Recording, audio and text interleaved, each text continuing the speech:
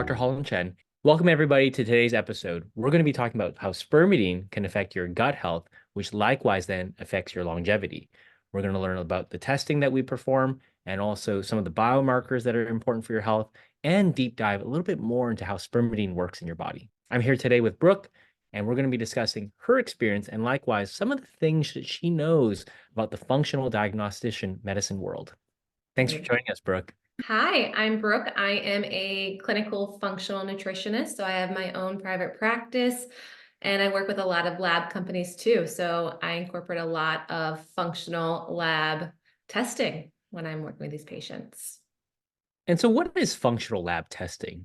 It's comprehensive testing, Mhm. right? So it's usually not covered by insurance. We're looking at all different types of specimen. We're looking at hormone tests, stool tests, environmental toxin tests, mold tests, really comprehensive blood panels to Mhm. really try and find the root of the problem.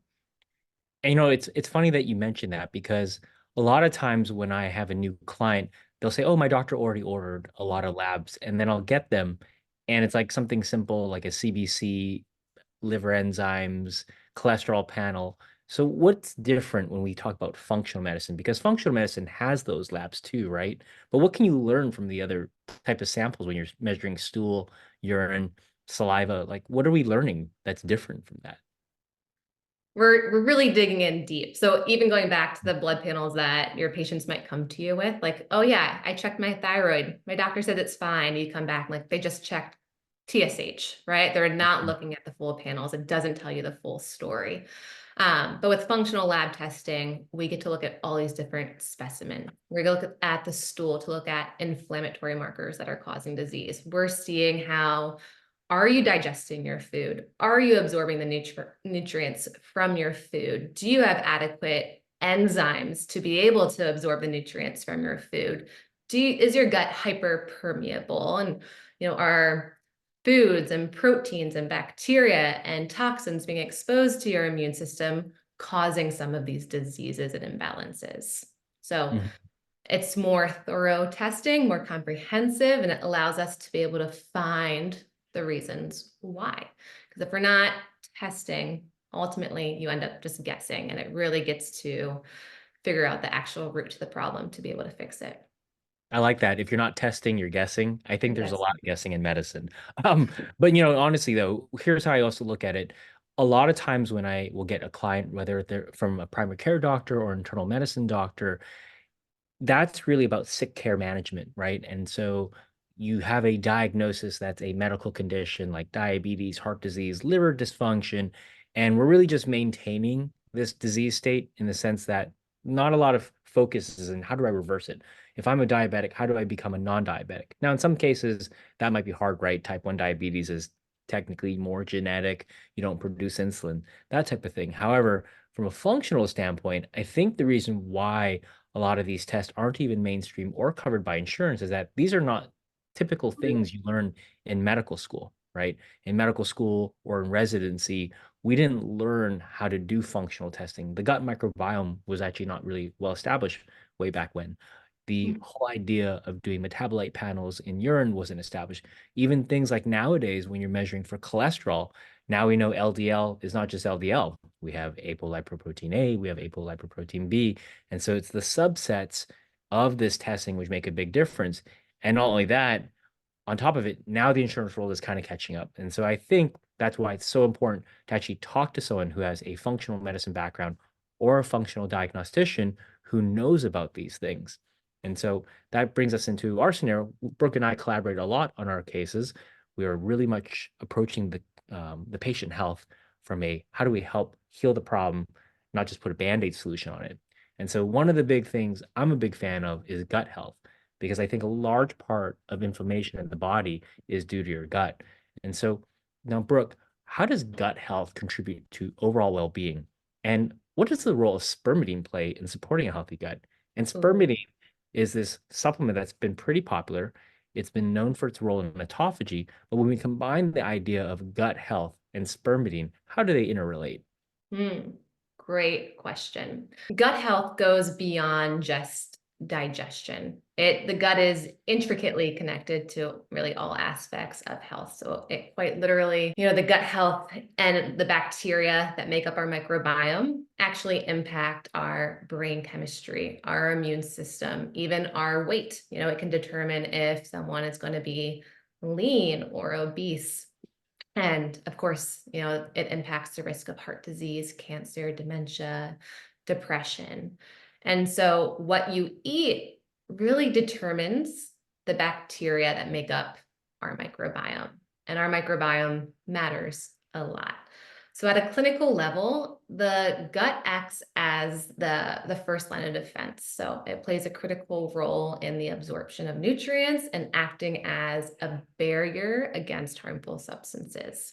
A well-functioning gut does contribute to optimal nutrient assimilation and absorption. So when it comes to spermidine, it's truly quite fascinating. Spermidine has been shown to improve gut health and its connection to longevity because it's linked to autophagy. And this is the cleanup crew inside our cells. And autophagy removes old or damaged cells out of our body that would otherwise sort of stay and create disease. And this actually recycles them out to make new and healthy cells. So our ability to induce autophagy naturally lessens as we age. And we need this process to rid our body of the damaged cells and reduce the risk of disease. So if autophagy doesn't occur, then sick cells remain in our body, increases our risk for a disease, increases our risk for premature aging and cognitive decline. So I really like spermidine for that factor mainly. Mhm. And so when we talk of from a nutritional standpoint, obviously eating good food, organic food's important, but how important is it to have this balanced diet that influences your gut health, which from what it sounds like, good gut health equals essentially longevity, correct? Yeah, for sure. Yeah. A balanced diet really extends far beyond just nourishment. I like to view food as not just fuel for energy, but as information for our cells. So the gut is not just a digestive organ, it affects our immune system. It's linked to our mood and neurotransmitter production, and certain foods contain precursors to, serotonin, dopamine, all very critical for mood regulation. Mhm. But, talking about longevity, the diet that supports gut health has been associated with lower risk of chronic disease. And when it comes to a balanced diet, that means, we're eating adequate fiber, we're eating adequate carbohydrates, protein, and fats. Um, Fiber acts as a prebiotic. It provides food for our good bacteria, the beneficial bacteria in our gut. It supports the growth and the diversity and contributes to a balanced microbiome. Then we Mhm. have carbohydrates, which are derived or when derived from whole foods. These carbs provide energy and also deliver nutrients and ultimately fiber to feed that beneficial bacteria. We have protein, which plays an important role in maintaining gut tissue integrity and supporting the repair and renewal of the gut lining, and healthy fats, omega-3s, fish oils. They are very anti-inflammatory and they benefit the gut by reducing inflammation and inflammatory markers that we usually see on stool tests like calprotectin and beta defensin 2. And this will ultimately reduce the risk of chronic diseases. In a lot of aspects, it sounds like it might be quite a bit of work to have this balanced diet, which is why supplementation seems to be so popular nowadays. Because I think you can actually get naturally occurring spermidine from your diet. Is that correct? Yep, yep. It's found in a lot of plant-based foods, mushrooms, green peas, the apples. But if you can't eat enough of that, or let's say it's not convenient to do that, taking a supplement like spermidine, is that going to be equivalent or even more than what you would get from your diet? Yeah, absolutely. Mhm. The dose is going to be a lot more. But again, when our gut, if we're coming, starting with an impaired gut, we could have the best diet in the world. we're not absorbing all those nutrients. You could eat mushrooms, you could eat green peas for days. It doesn't mean you're actually obtaining all the nutrients from them. Right. So in some senses, what we're actually also discovering, because a lot of people have what we call leaky gut or inflammation in their body, you could be eating all the right foods, but you're actually not even getting the nutrients in that food. Whereas taking a thing like a supplement, because it's so highly purified and a higher concentration, even though you may not absorb all of it, you're still getting a good portion of it. Yeah, exactly. Hmm. And so, how would you advise, let's say, a patient out there or a client who's looking for a healthcare professional, but they want them to also collaborate with a nutritionist? Do you think that would actually increase their level of care if they actually have a healthcare professional who collaborates with nutritionists to create this more customized plan? Oh, absolutely. Really targeting the nutrients in your foods and your meal plans, absolutely. But having someone that's actually running these functional lab tests too, and that can read it appropriately. Not all doctors can, know functional medicine, right? Mhm. That is extra education. So incorporating that into the practice can be very beneficial. Right. And I think the good part is that there's also even more one-on-one coaching, which what I've noticed increases client success For sure. because you have an accountability coach. If you have questions, they can be answered more quickly. I know in some practices, especially when we refer people out, it's hard to even get an appointment in a timely fashion, let alone if you're trying to make things that will change the diet or supplement or nutrient regime. I would say feedback loops are important, especially in this coaching situation, right? Oh, yeah. Mhm. Oh, yeah. When you think about your favorite supplements, what are some things that someone can take on a daily basis? Would you think spermidine is something that someone should take regularly? What would they take in addition to that? Yeah. So, I find myself, I'm not a practitioner that has a baseline set of supplements. Mhm. Again, we have to test to figure out what you need in particular. But spermidine is an excellent product to incorporate. It's very safe to incorporate into your lifestyle. Um, and it can speed up these reactions too. Now, of course, our bodies can naturally get into autophagy. We can do a 3 to 5 day water fast and get there as well. It's not as easy, and then some people are going to prefer to take the supplements too. Um, Mhm. but yeah, having that healthcare provider, letting the intake form, going through this health history to know if this is a great supplement. But for the most part, spermidine is super safe to take, and that can help with gut health. Mhm. But doing some micronutrient testing to know what you need, always antioxidants are super beneficial. What do your omega-3s look like? Is your vitamin D adequate? Do you need digestive enzymes to help support your diet and absorb the nutrients from it alone? All right, Dr. Holland, do you have any insights into how the role of spermidine and its potential impact just on overall health? So most people know spermidine creates this phenomenon in your body called autophagy. And autophagy is this phenomena of clearing out old, dead, or zombie-like cells. And the reason why we call them zombie cells is that they're essentially producing inflammation and they're really doing things in your body that causes aging. And so typically you can stimulate autophagy by fasting, intermittent fasting, things like that, but it's a lot harder for people to do it consistently. So the nice thing is with spermidine, you could actually just take 2 capsules, or even they have a the concentrated version, which is stronger, so you can stimulate more fasting.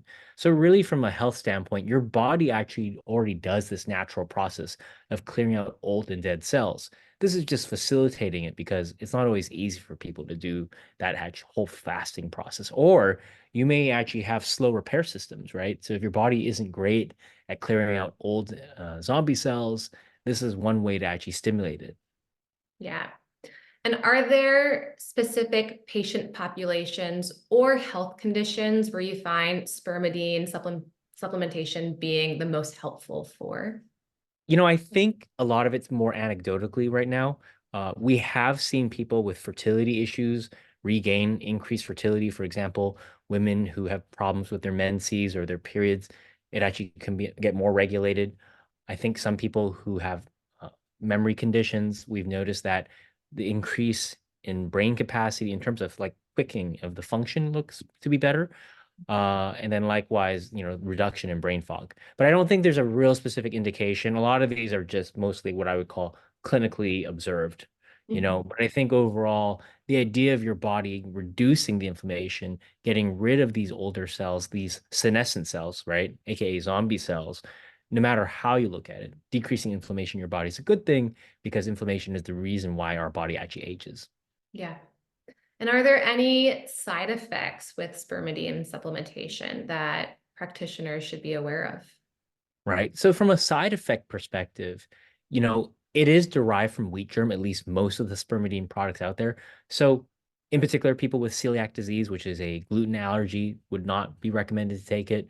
Some people who have varying level degrees of gluten sensitivity, because gluten sensitivity is not necessarily like it's all yes or all no. Some people have severe reactions, some people have mild reactions.